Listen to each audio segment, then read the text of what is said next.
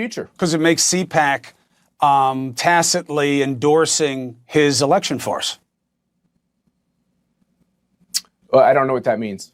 Well, he lied about the election being a fraud, and you having him there and giving him a platform seems to be your acknowledgement of the same. If you have him on the platform, then you're saying, so yeah, we like what he says. I'd love you to look at our agenda. We're actually going to spend a lot of time going through what happened in these states. You said several things in the previous interview that simply aren't true. You said that these states were simply following state law. I was in the state of Nevada. That's simply not true. No, I didn't. Clark County, I didn't say that. Clark County was not following state law. I didn't say that. What I said was... What do you mean? I'll tell you. What I said was, it is not true that any state decided that it was doing something wrong. And states get to decide. And it was adjudicated. You just don't like that you lost in the state. You don't like that the Supreme Court refused to see any merit to your claims. You don't like that when you say people voted in places where they didn't live, the numbers were lower than you suggested and were found unimpressive to the court. You don't like those things, but those things are true.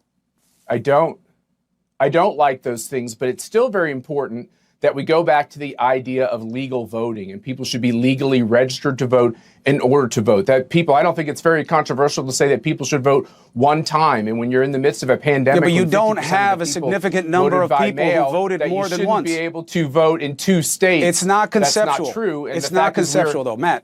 I hear what you're saying. I've heard you say it a lot. Just because you win, I'm just saying it's just not true. Well, you had me on the show, and you're telling me that saying that there was widespread illegal voting is false. And I'm trying to explain to you that, for instance, what they did in the state of Georgia, when they had an illegal consent decree to mind you, not verify the signatures of mail-in ballots, which is what they also did in Clark County, essentially.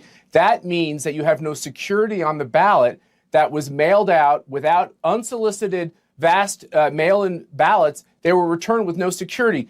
You can't have an election in another country that the State Department would accept these types of ground rules. So we got to go back to voting in a legal and orderly manner. But Matt, you're making a straw man argument.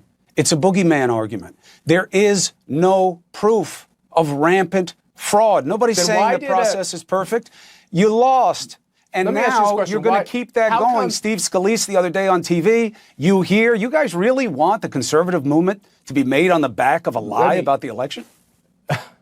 Let me just go through a couple things you just said. Sure. Joe Biden is my president, okay? He won the election. Good. That doesn't mean that there wasn't voter fraud and voter irregularity in the last election. You know, there's a Republican who went to jail for voter fraud in North Carolina. Right. It can't just be Republicans that commit voter fraud. When voter fraud occurs, no matter who No, but you need to have proof, It should be fully prosecuted. And you have to have proof that it would have changed an outcome. We have it.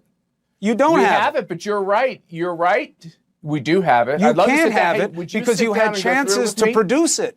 You had chances to produce it. Matt, would you sit down? No, because you had your chance at this. You won't do it. Matt, you had your chance. Nobody. Matt, why do you ignore that dozens of lawsuits failed on this? Why ignore it? You're right. They did fail, but guess what? You know this. You're a good lawyer. Just because you fail in court doesn't mean you don't have a good case. It means you lost in court.